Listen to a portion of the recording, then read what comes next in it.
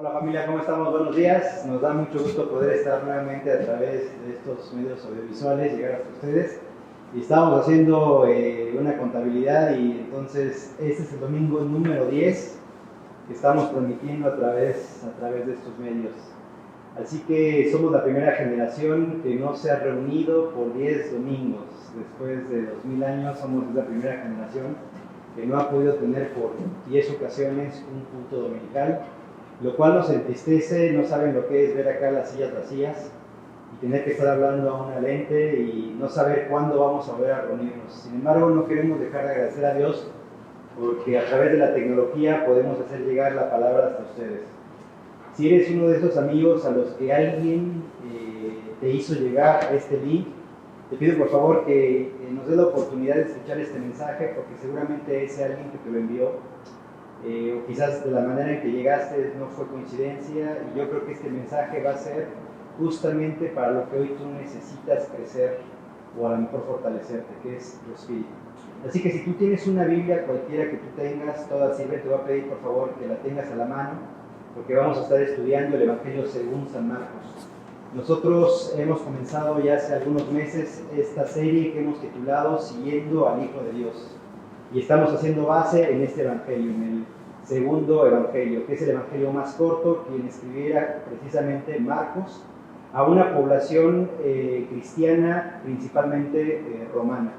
Por esa razón es un evangelio corto, pero también es un evangelio que fue el primero que se escribió, de manera tal que es un evangelio que nos va a ayudar a poder entender un poquito lo que hoy he titulado mi predicación como ¿quién fue Jesús? Hoy el pasaje que vamos a estar abordando es un pasaje muy hermoso, son solamente 4 versículos, pero en esos 4 versículos vamos a tratar de ir definiendo quién fue Jesús. Y hago la pregunta en el pasado porque vamos a ver a la luz de ese evangelio quién fue Jesús para la generación de aquella época, quién fue Jesús para los 12. Y quizás a la luz de eso quiero tratar de que te quedes o que podamos responder juntos a la pregunta ¿quién es Jesús para ti en pleno 2020 en esta pandemia? Así que te voy a pedir por favor que vayas ahí al capítulo 8 del Evangelio según San Marcos, en el versículo 27 al 30, y me voy a permitir leer este Evangelio y vamos a entrar en tema, vamos a calentar motores, y después de eso te voy a explicar un poquito cómo he decidido dividir esta predicación. Dice la palabra de Dios, Marcos capítulo 8, versículo 27 al 30. Salieron Jesús y sus discípulos por las aldeas de Cesarea de Filipo, y en el camino preguntó a sus discípulos diciéndoles: ¿quién dicen los hombres que soy yo? Ellos respondieron, unos Juan el Bautista, otros Elías y otros alguno de los profetas. Entonces él les dijo: ¿y vosotros quién decís que soy? Respondiendo Pedro le dijo: tú eres el Cristo. Pero él les mandó que no dijesen esto de él a ninguno. Vamos a orar. Padre, te damos muchas gracias en esta oportunidad porque nos permites en este 10º domingo poder hacer llegar el mensaje a quienes hoy lo están escuchando. Oro por sus corazones principalmente para que tengan un corazón receptivo a tu palabra. Quizás sea ese mensaje que ellos necesitan para seguir animándose, o quizás para poder tener consuelo en sus corazones, o para quizás ser exhortados a seguir adelante en este andar incierto. Agradecemos por la oportunidad que nos permite de usar los medios a favor nuestro. Pedimos todo esto en el nombre de Jesús. Amén. Así que nos encontramos con 4 versículos y más o menos para que podamos estructurar el mensaje, quiero decirte que lo he dividido en tres partes. La primera es lo que otros creen acerca de Jesús. La segunda parte es lo que ellos, es decir, lo que los 12 creen. Y la tercera parte, lo que deberían creer. Y en esta tercera parte es donde vamos a aterrizar el mensaje para tratar de aplicarlo a nuestras vidas en esta temporada. Así que cuando entramos a leer este pasaje tenemos que recordar un poquito dónde nos quedamos la semana pasada. La semana pasada Uziel Campis estaba predicando acerca del ciego sanado en Betsaida, un milagro muy interesante. Después, si no lo has visto, puedes ver ahí en nuestro canal de YouTube el video anterior y vas a poder estudiarlo en profundidad, pero nos encontramos geográficamente en Betsaida. Betsaida está muy cerca de Capernaum. Capernaum es la ciudad que nuestro Señor Jesucristo, junto con los 12, ya hace 2 años y medio, decidieron establecerla como ciudad base desde donde van a estar realizando su ministerio. Así que están muy cerca de Capernaum, están en Betsaida, pero podemos estar leyendo los primeros versículos de mi pasaje, versículo 27, que está en camino a Cesarea de Filipo, una ciudad que el autor, en este caso Marcos, define bien cuál Cesarea, porque cuando vas al mapa geográfico vas a darte cuenta que hay otra Cesarea, y esa Cesarea está pegada al mar Mediterráneo, una ciudad costera, una ciudad de alguna forma turística para su época, pero tenemos esta ciudad, Cesarea de Filipo, que está más bien unos 40 kilómetros al norte de Betsaida.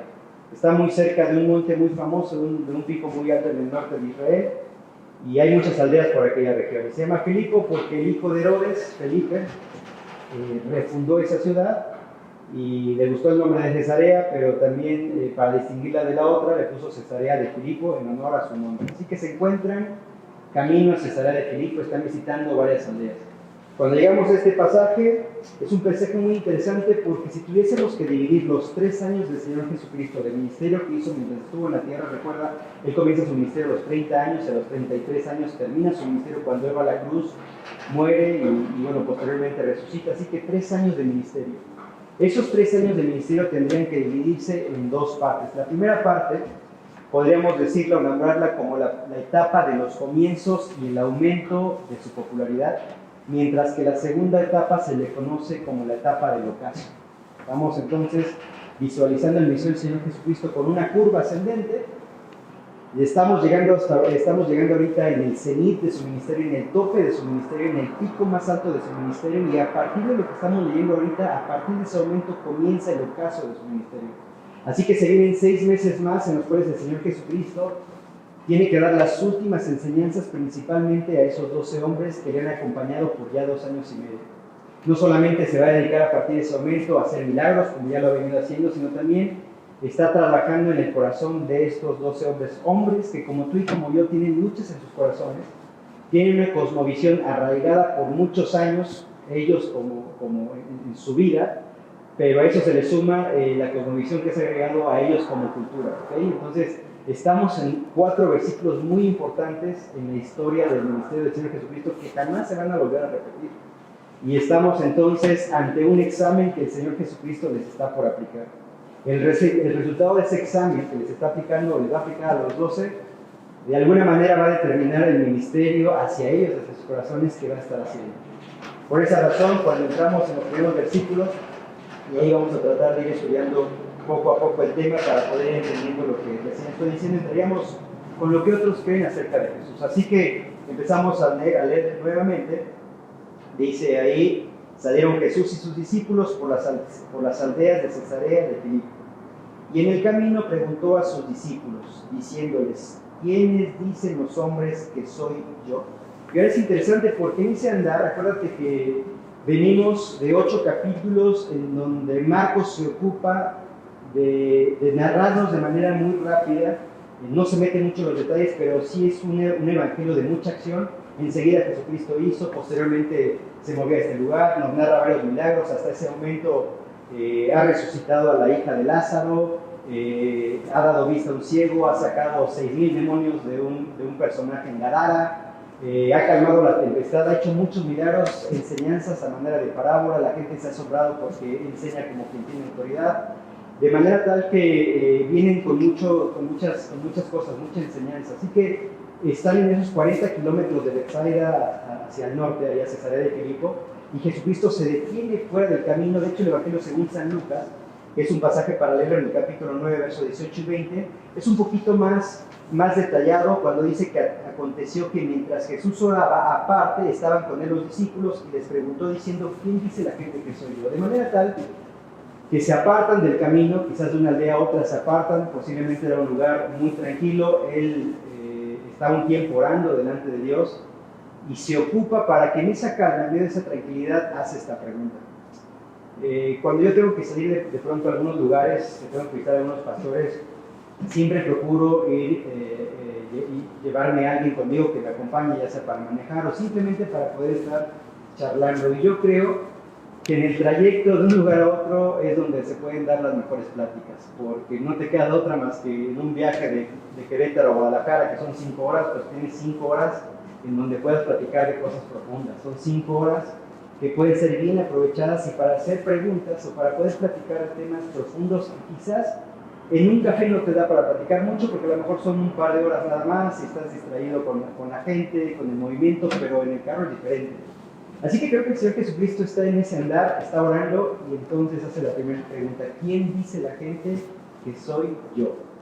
O bien, o en el caso de Marcos, la pregunta es muy específica: ¿quiénes dicen, o quién dicen los hombres que soy yo? Y ahí se refiere entonces a los hombres. Bueno, si tuviéramos que retroceder a los versículos o capítulos anteriores, podríamos entonces sacar la respuesta sin necesidad de escuchar lo que los apóstoles van a responder, pero podemos ver la respuesta de varios. Obviamente es una respuesta no necesariamente producto de la pregunta que Jesús hace, es una respuesta que vamos viendo ante esta pregunta, y de pronto entraríamos no con un grupo de hombres, hay 4 grupos de hombres que podríamos pensar y analizar su respuesta, pero el primer grupo, el que te quiero decir, es el grupo espiritual, que traduciríamos con la palabra demonios. Así que los demonios, no es que Cristo en su andar durante esos 2 años y medio les hizo la pregunta: hey demonios, ¿quiénes creen ustedes que soy yo? No, jamás les hizo la pregunta, jamás. Pero los demonios están no respondiendo una pregunta porque no la hay, más bien están afirmando una verdad. De manera tal que ante esta pregunta, si lo queremos ver de esa forma, en Marcos capítulo 1, versículo 23, vuelvo a repetir, aunque no hay pregunta, ellos hacen una afirmación. Ellos responden, dice ahí: pero había en la sinagoga de ellos un hombre con espíritu inmundo que dio voces diciendo: ¿qué tienes con nosotros, Jesús Nazareno? ¿Has venido para destruirnos? Sé quién eres, el Santo de Dios. No hay pregunta, pero hay una afirmación: sabemos que eres el Santo de Dios. Nuevamente, no hay preguntas, hay una afirmación por parte de este primer grupo, los demonios: tú eres el Santo de Dios, tú eres el Hijo de Dios. Cuando llegamos a Marcos 5, 7, aquel pasaje famoso cuando está el endemoniado gadareno, lo que estos demonios afirman es: ¿qué tienes conmigo, Jesús, Hijo del Dios Altísimo? Así que si Jesucristo tuviera que escuchar la respuesta de los demonios, esa sería la respuesta: Jesús, tú eres el Santo de Dios, tú eres el Hijo de Dios, tú eres Hijo del Dios Altísimo. Solamente que la pregunta que Jesucristo le hace a sus 12 es: ¿quiénes dicen los hombres? ¿Quiénes dicen los hombres que soy yo?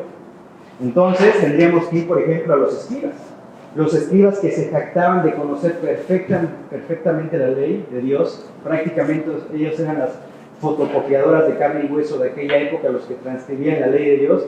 Así que ellos conocían la ley de Dios. ¿Cuál era la respuesta de ellos ante esta pregunta? Aunque no se la hace el Señor Jesucristo, pero en Marcos capítulo 3, versículo 22 nos deja ver lo que ellos tenían por concepto acerca de Jesús. Dice el pasaje: pero los escribas que habían venido de Jerusalén decían que tenía a Belcebú y que por el príncipe de los demonios echaba fuera a los demonios. ¿Cuál era la respuesta de estos personajes? Tú eres un hechicero, tú eres un agorero, tú eres un adivino. No podemos explicarnos lo que haces si tú no, entonces, eres alguno de estos personajes. Podríamos pensar un hechicero, que lo sabía.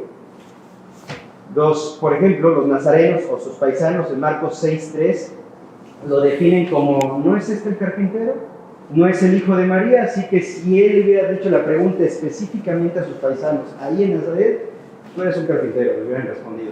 Pero además no solamente eres un carpintero, eres un bastardo. Nosotros habíamos visto meses atrás en una predicación que justamente daba acerca de este pasaje la razón por la cual creemos que ellos dicen o responden: tú eres hijo de María. ¿Por qué no respondieron: tú eres hijo de José? Y hay una historia detrás de esto, pero la respuesta tendría que ser muy corta: eres un carpintero, eres un bastardo, prácticamente. Pero hay otro tercer grupo de personas que es la corte del rey Herodes, comenzando obviamente por el rey Herodes. ¿Qué concepto o qué decía el rey Herodes acerca de Jesús? Capítulo 6, versículo 14 de Marcos, dice la palabra de Dios: oyó el rey Herodes la fama de Jesús porque su nombre se había hecho notorio y dijo: Juan el Bautista ha resucitado de los muertos y por eso actúan en él estos poderes. Recuerda, la primera etapa del Señor Jesucristo, que arranca del capítulo 1 al capítulo 8, estamos hablando que es el inicio y el aumento de la fama de Jesús. Así que ha llegado a la corte del rey la fama de este carpintero de Nazaret. Y ha llegado a sus oídos también todo lo que ha hecho, de manera tal que si a él le tienen que preguntar quién es Jesús para ti, para mí es Juan el Bautista que ha resucitado. Pero esa es la respuesta de él. Además tiene una corte. Si tú sigues leyendo el versículo 15, otros decían, y ese otro no es otro grupo más que su séquito. Su séquito entonces veía a Jesús como Elías, otros decían es un profeta o alguno de los profetas. Así que tienes estos 4 grupos, más este quinto grupo espiritual, hablaban los demonios, que han manifestado de alguna u otra manera quién es Jesús para ellos. Así que por eso la respuesta obvia ante esta pregunta en ese momento, en el camino a Cesarea de Filipo, los discípulos responden lo que hasta ese momento ellos habían oído. También recuerda que habían estado unos meses anteriores, recuerden el capítulo 7, si mal no recuerdo, Cristo los había enviado de 2 en 2 a predicar acerca del reino, a hacer milagros, a sanar. Así que habían ido 35 grupos por aquellas zonas a predicar y después regresaron, contaron todas las cosas que les pasaron. Así que había sido una buena oportunidad para también escuchar lo que otros querían acerca de Jesús. De manera que la respuesta, en el capítulo 8, versículo 28, ellos respondieron, bueno, mira Jesús, unos dicen que eres Juan el Bautista, dice unos, rey Herodes, entre varios, pero otros dicen que eres Elías, y otros dicen que eres alguno de los profetas. Ahora, lo interesante aquí es, entendemos Juan el Bautista, pero ¿por qué razón piensa el pueblo judío que es Elías? ¿Por qué no otro profeta de los varios que hubo? ¿Por qué no pensar en, mira, unos dicen que eres Jeremías, otros dicen que eres Oseas, otros dicen que eres Isaías? ¿Por qué Elías? Bueno, esto abre el paréntesis para que pueda explicarte un poquito la cosmovisión judía respecto a los profetas, o respecto al plano espiritual en el que ellos se encontraban. Tenemos que recordar que 850 años atrás, más o menos aproximadamente, Dios enviaba profetas. Dios envía el primer profeta que se va a llamar Elías, por ahí del año 860 a.C. envía el primer profeta. Nos encontramos ahí en Primera de Reyes, en el capítulo 17, versículo 1, entra en escena el primer profeta justamente en Israel. Y a partir de ese momento, del año 850 hasta el 400 a.C., es decir, más o menos 4 siglos y medio, Dios no dejó de estar enviando profeta tras profeta a la tribu del norte como a la tribu del sur. En momentos había hasta 3 profetas simultáneamente exhortando al pueblo de Israel. La chamba de los profetas era advertir al pueblo que se estaban desviando y que tenían que regresar al camino. Era uno de sus principales objetivos. Pero otro de los principales objetivos era profetizar las cosas que sucederían al pueblo de manera quizás inmediata, y algunas de estas profecías que se cumplirían años después. Evidentemente también habían profecías mesiánicas, es decir, profecías acerca del ungido, del Cristo. Así que la chamba de los profetas, podemos verlo, era bastante extensa y no era bien vista por muchos de aquellos reyes en aquella época. Era el caso, por ejemplo, del rey Acab, un rey en la tribu del norte, que era considerado como uno de los reyes, uno de los tantos. O sea, nunca en el reino del norte hubo un rey conforme al corazón de Dios, pero acá, si tendríamos que nombrar al peor rey de la historia en la tribu del norte, tendría que haber sido Acab, quien se casó con Jezabel. Era una princesa cuyo padre era el rey de Tiro y de Sidón.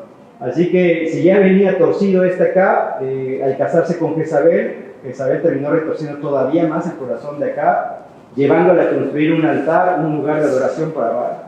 No conforme con eso, mandó a sacrificar a cientos de sacerdotes y profetas. Así que, como podrás darte cuenta, era una época en donde había pronunciadamente un apartarse de la fe de Dios, una apostasía declarada, y de pronto se levanta este hombre que no sabemos su genealogía, no sabemos de dónde viene, solamente sabemos que viene de un pueblito que se llama Tisbe.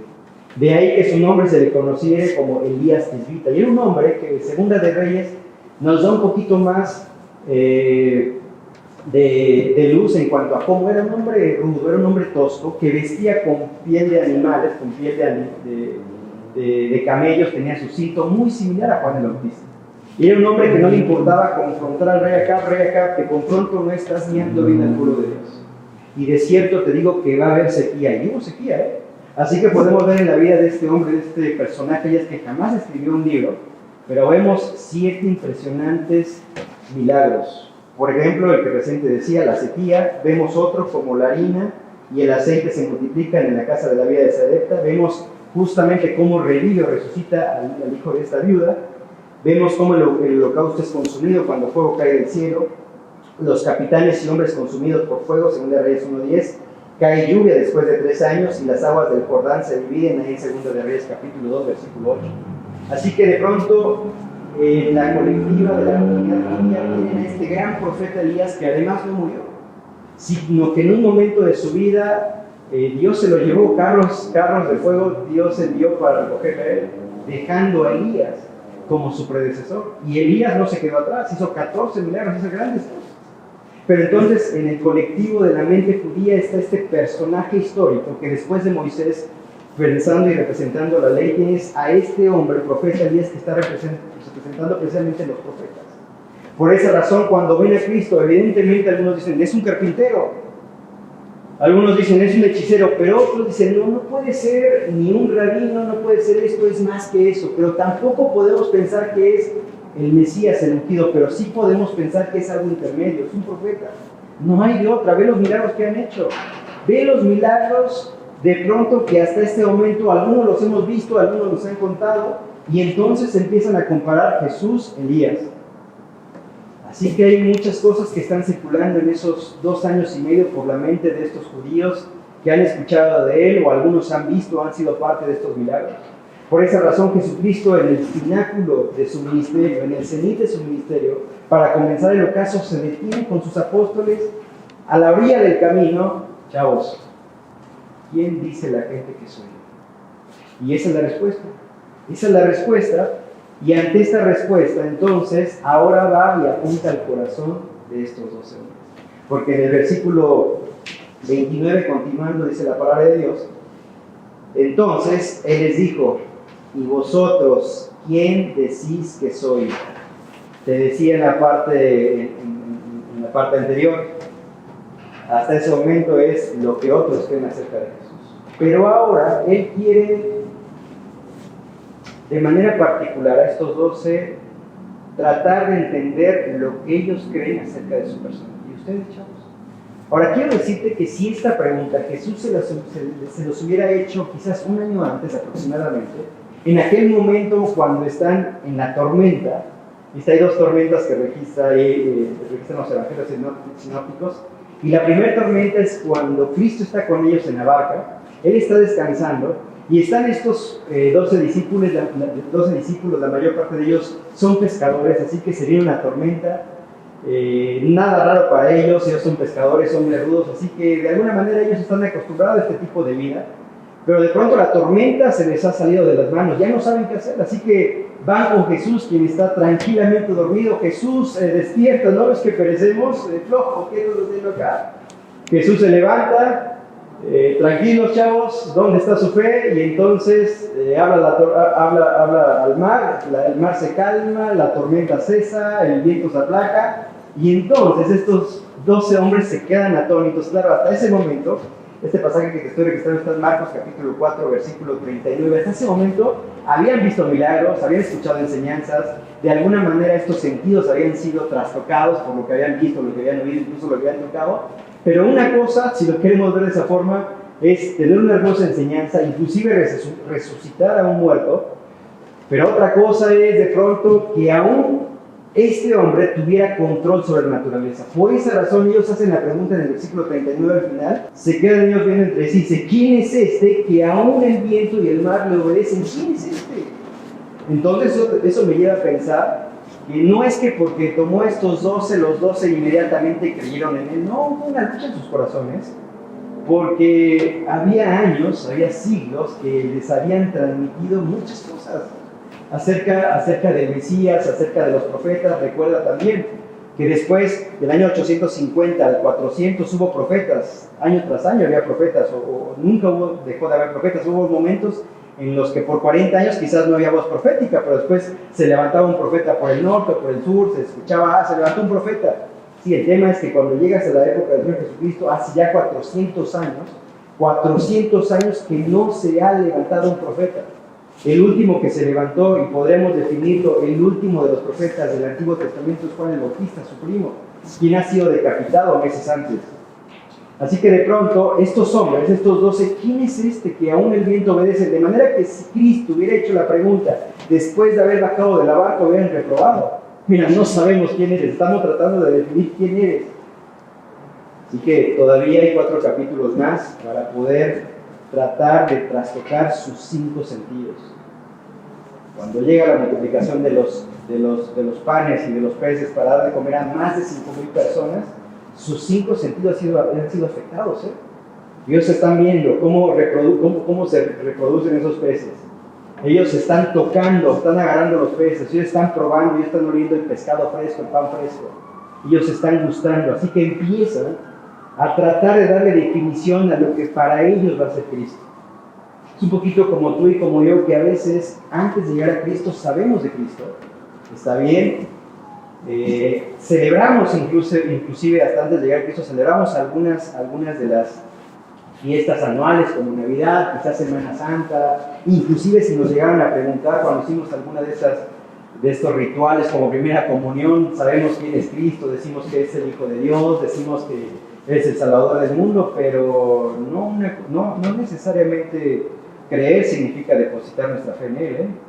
Así que tienes a estos 12 hombres que se encuentran ante la pregunta de sus vidas. ¿Quiénes soy o quién soy para ustedes? Así que semejante pregunta, semejante respuesta que tienen que dar, pero como siempre Pedrito es el que toma la delantera y dice, mira, tú eres el Cristo. Tú eres Cristo. La palabra griega, Cristos, tú eres el Mesías, tú eres el ungido, no es de otra. Después de todo lo que hemos visto por estos 2 años y medio, hablo por todos cuando digo tú eres el Cristo, inclusive por Judas Iscariote. Tú eres el Cristo. Seguimos avanzando, porque hasta ese momento los discípulos estaban reconociendo algo que por 2 años y medio les estaban tratando de ir definiendo. Entendemos que Jesucristo no eres Elías, tampoco es Juan el Bautista. Entendemos que tampoco eres un carpintero de Nazaret, no eres un alfarero, definitivamente eres el Cristo. Entonces llegamos al tercer punto, porque uno pudiera parecer, bueno, buenísimo, ya sacamos en el examen 10, pero la realidad es que no han sacado 10 en ese examen. Si tuviéramos que evaluar su calificación, te diría que estarían entre un 8 y un 9. ¿Cómo te explico esto? O a lo mejor tú puedes decir, pero a ver, Paco, ¿cómo? Ustedes están declarando que Él es el Cristo. Sí, pero ahora lo que está sucediendo en alguna medida es, mira, eso es lo que creen ustedes de mí, que bueno, tienen calificación de 8.5. Ahora, lo que deben creer en realidad es lo que viene en estos 6 meses. De manera que al final de esos 6 meses, cuando yo vaya a los cielos, van a tener otra definición de mí. Así que en esos 6 meses hay muchas cosas para trabajar en el corazón de estos 12 hombres. Claro, estos hombres no saben que les quedan 6 meses. Evidentemente saben que ya están en la recta final, pero no saben cuánto tiempo. ¿Por qué lo sabemos? Porque la Biblia no nos lo refiere. Pero Cristo ya viene diciéndole, ya vienen los tiempos finales, ya estamos en la recta final. Así que hasta ese momento, gracias a Dios, ya reconocen que no es un profeta, ya reconocen lo que no es. Ya saben lo que sí es, eres el ungido. Eres el Mesías prometido por los profetas del Antiguo Testamento. No hay más, no hay forma de explicar. Y claro, es hermoso pensar eso, porque ellos saben ya quién es, pero todavía no saben lo que hará por ellos y por la humanidad. Quedan 6 meses todavía. Ellos saben que es el Mesías, solamente que en su mente el Mesías que imaginan es ese Mesías triunfante. Porque recuerda, aunque muchos del vulgo, como ellos, posiblemente no sabían leer, pero iban a las sinagogas. Algunos memorizaban, algunos sabían profecías. Ok, por 400 años no había venido palabra profética. Así que se atenían a las profecías mesiánicas. Y estaban en un momento muy complicado para el pueblo judío. Roma estaba sobre ellos, así que se atenían a profecías de aquel Mesías, aquel ungido que iba a venir y que iba a hacer grandes cosas. Así que seguramente hasta ese momento la calificación era 8.5, porque en su mente ya reconocían que era el Mesías. Pero ese tipo de Mesías que también los profetas dicen como Mesías triunfante, pero también los profetas decían acerca del Mesías sufriente, son la misma persona, Cristo. Solamente que ellos no sabían en qué momento estaban. Si aún nosotros, el día de hoy, hay cuestiones teológicas que después de 2000 años y teniendo los 27 libros del Nuevo Testamento más los 39 del Nuevo, hay cosas que teológicamente todavía nos cuestan trabajo de definir. Hay a veces preguntas tontas, parecen tontas como esta, a ver, ¿quién soy yo para ustedes? Suena tonto, ¿no? La definición, el problema es la definición. Hay preguntas que a veces como pastor nos hacen, oye, papu, ¿qué es la Trinidad? Hasta el día de hoy me cuesta trabajo definirla. O sea, porque es un concepto único. Algunos se animan a decir, imagínate que es como los tres estados del agua, sólido, líquido y gaseoso, pero eso no es Dios. O sea, a tomar eso como concepto, no, aún así no puedes definir el concepto de la Trinidad. Algunos dicen, mira, es como el huevo, es el cascarón, la yema y la clarita, pero tampoco. O sea, hay cuestiones teológicas que son muy profundas. O sea, la pregunta suena muy tonta, ¿qué es la Trinidad? A ver, que tu hijo a tus 3 años te pregunte, papá, ¿de dónde viene la luz? ¿Cómo le explicas a tu hijo esa pregunta tonta? O sea, ¿cómo le explicas? Entonces hay preguntas que parecen tontas, pero la respuesta es muy profunda. Esto, si lo quieres ver, es una pregunta tonta, si lo quieres ver. Tienes que superarlo. Ahora, quizás tu respuesta te va a costar trabajo articularla. Estos hombres ya han decidido, eres el Cristo, eres el Hijo de Dios. Solamente que en mi mente, diría Pedro, junto con los 11, tengo ese concepto de Mesías triunfante. Claro, porque de pronto hay unas profecías que hasta ese momento se han cumplido, ojo, Recuerda que todavía quedan 6 meses, hay 6 meses más que profecías se van a cumplir. De manera tal que hasta ese momento yo me quedo con las profecías cumplidas hasta el momento. Por ejemplo, hay más de 300 profecías que se cumplen en la vida de Jesucristo. Te vamos a mencionar algunas. Isaías 7:14. Isaías 7:14, por ejemplo, dice, por tanto el Señor mismo os dará señal, he aquí que la Virgen concebirá y dará a luz un hijo, y llamará por su nombre Emmanuel. Profecía cumplida, palomita. Miqueas capítulo 5:2, pero tú, Belén Efrata, pequeña para estar entre las familias de Judá, de ti me saldrá el que será el Señor y Israel. Palomita. Buenísimo, o sea, por eso decimos que tú eres el Mesías, Señor. Isaías 42:1, he aquí mi siervo, yo le sostendré, mi escogido, el que mi alma tiene contentamiento, he puesto sobre él mi espíritu, él traerá justicia a las naciones. No, palomita doble, justicia a las naciones, amén. Isaías 9:2, el pueblo que andaba en tinieblas vio gran luz, los que moraban en tierra de sombra de muerte, luz resplandeció sobre ellos. No, hemos visto eso. ¿Cómo te explico que en 2 años y medio hemos visto eso? Isaías 49:6, poco es para mí que tú seas mi siervo para levantar las tribus de Jacob, y para que restaures el remanente de Israel. También te di por luz de las naciones, para que seas mi salvación hasta la postrero de la tierra. Así que te estoy dando unas profecías de las tantas que se cumplieron hasta ese momento, hasta 6 meses antes de que Cristo vaya a la cruz. Así que los apóstoles, obviamente eres el Mesías, y yo me quedo con estas profecías. Pero además quedan 6 meses, y si eres el Mesías, se tienen que cumplir las profecías en estos 6 meses que restan. Claro, vuelvo a repetir, ellos no lo saben que quedan 6 meses, pero saben que están en la recta final. Así que en esa recta final, sí o sí, se van a cumplir esas profecías que anhelan nuestro corazón, y profecías como Jeremías 23:5. Así que si yo hice la mejor decisión, diría un Judas Iscariote, de estar contigo, no hombre, Jesús, contigo hasta la victoria, amén. Porque todavía falta que se cumpla Jeremías 23:5 en este último tiempo. He aquí que vienen días, dice Jehová, en que levantaré a David renuevo justo y reinará como rey, el cual será dichoso y hará juicio y justicia en la tierra. En sus días será salvo Judá e Israel habitará confiado, y este será su nombre con el cual le llamarán Jehová, justicia nuestra. No, ¿sabes? Vienen días en donde vamos a vivir confiado, así que guarda que Judá, nuestro Señor Jesucristo, este hombre, este Cristo, va a traer una revuelta impresionante, y nosotros formamos parte de eso, Así que ni te cuento cómo vamos a estar cuando el nuevo reino se establezca, Y eso, leyendo los capítulos que siguen en Marcos, como los otros evangelios, sus paralelos, te vas a dar cuenta que batallaron en su corazón, y por esa razón Cristo, en esos últimos meses, tiene que trabajar en sus corazones. Ok, ya reconocieron que es el Cristo. Obviamente que tiene en su mente el Cristo, el Mesías triunfante. Ageo capítulo 2, versículo 6, otra profecía que ellos seguramente están adelante en esta última recta. Dice el versículo, porque así dice Jehová de los ejércitos. De aquí a poco yo haré temblar los cielos y la tierra, el mar y la tierra seca, y haré temblar a todas las naciones, y vendrá el deseado de todas las naciones, y llenaré de gloria esta casa, ha dicho Jehová de los ejércitos. No, hombre, yo me quedo con eso, ya la armamos. Así que es cierto, su respuesta es correcta, eres el Cristo. Eres el Cristo, eres el Mesías, eres el ungido, eres de quien hablaron los profetas. ¿Es correcto? Y hay estas profecías anheladas. El problema es que hay profecías programadas, es decir, estas profecías no se cumplieron todavía en ese momento. Y se van a cumplir, porque no quiero con esto que, bueno, papá, entonces, ¿se van a cumplir o no se van a cumplir? Sí, pero no se cumplieron en ese momento, de hecho están por cumplirse. Profecías programadas, de esas que quizás ellos no quisieran o no hubieran, ay, ¿por qué no borramos estas profecías? No son bonitas.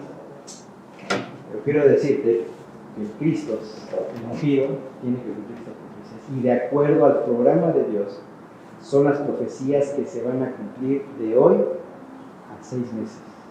Así que profecías programadas, Isaías 52:13, he aquí mi siervo será prosperado, será engrandecido y exaltado y será puesto muy en alto. Este pasaje me gusta porque es de alguna manera la transición entre buenísimo, profecía anhelada, será exaltado, padrísimo, sí, pero no queda en el versículo 13 la profecía, continúa en el versículo 14. Y el verso 14 dice, cómo se asombraron de ti muchos, de tal manera fue desfigurado de los hombres su parecer, y su hermosura más que la de los hijos de los hombres. Así asombrará él a muchas naciones, los reyes cerrarán ante él la boca porque verán lo que nunca les fue contado y entenderán lo que jamás habían oído.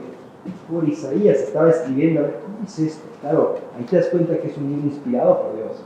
Está escribiendo acerca del Mesías exaltado, pero también acerca del Mesías sufriente.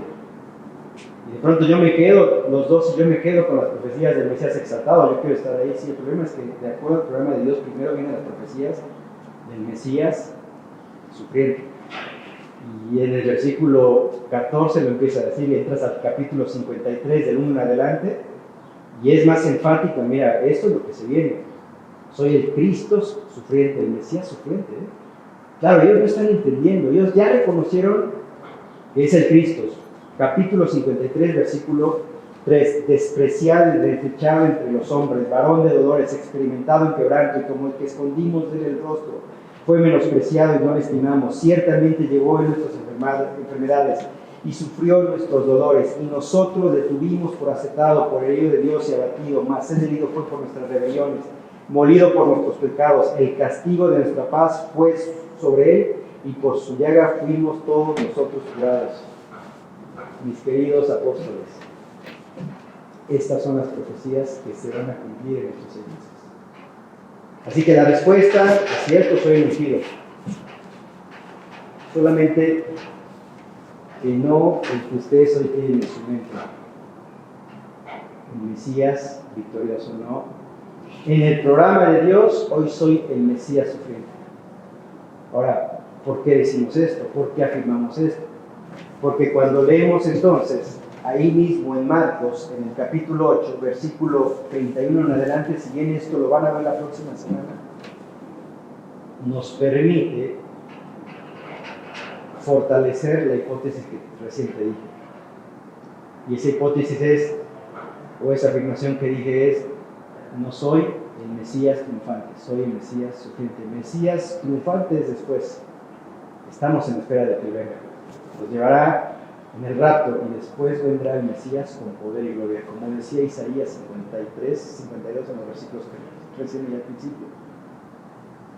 Así que de pronto 8.5 en la calificación a su respuesta. Pero en el versículo 31 del 8, y comenzó a enseñarles que era necesario al Hijo del Hombre padecer mucho y ser desechado por los ancianos, por los principales sacerdotes y por los escribas, y ser muerto y resucitar después de 3 días. Chavos, tengo que decirles que su respuesta es que voy a la muerte, voy a ser desechado.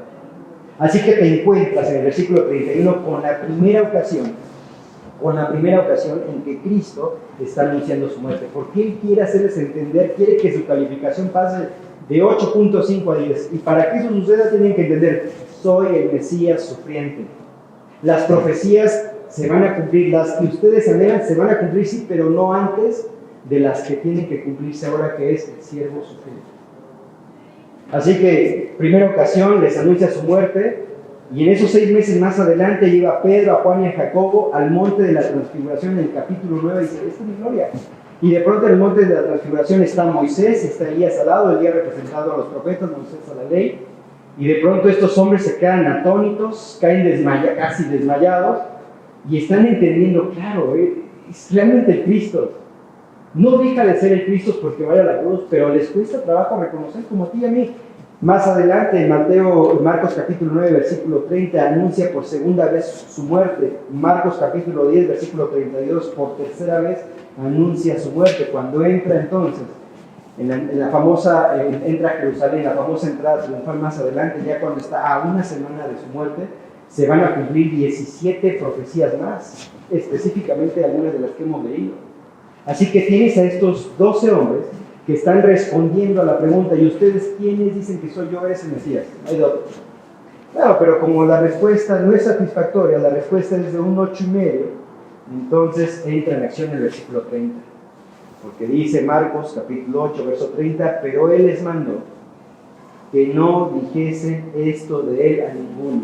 Claro, miren chavos, no digan esta definición que tienen de mí a ninguno, por favor. Porque si van con esa definición, entonces me van a proclamar como rey, y yo no vengo en calidad de rey sobre esta tierra, ¿no? Hoy vengo a salvar a mi pueblo.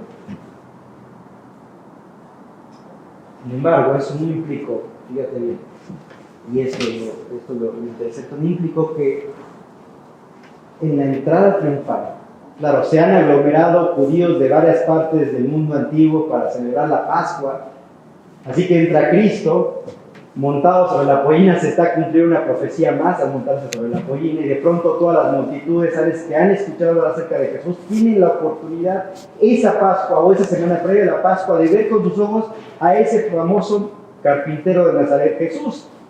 Y está entrando y empezaron a poner entonces ahí sus mantos, algunas palmeras, hojas de palmeras, y Hosana al rey de los judíos, Hosana al bendito. Claro, lo estaban viendo como ese Mesías reinante, según ellos.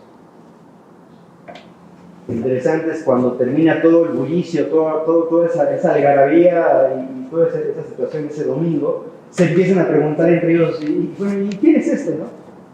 Y ahora la respuesta es diferente.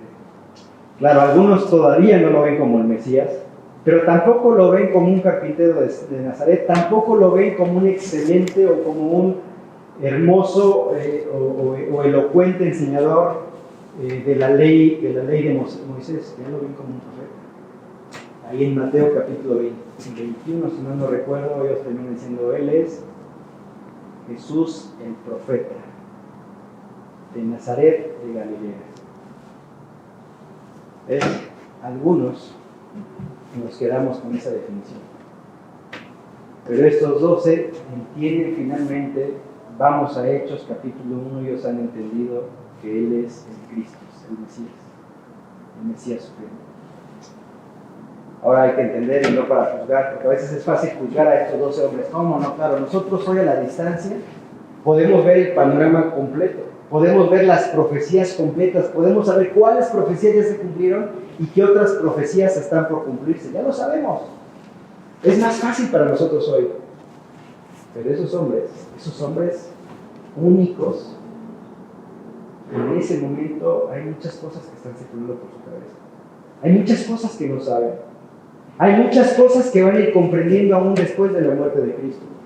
Tienes a un Pedro que va a ir entendiendo poco a poco cuál es su papel en la iglesia primitiva. De manera tal que la pregunta que te dejo en esta tarde es: ¿quién es Jesús para ti? Quizás hasta este momento te encuentras a lo mejor en las 2 etapas anteriores. A lo mejor puedes verlo como, a lo mejor no como el nazareno nada más, a lo mejor lo ves como un buen maestro.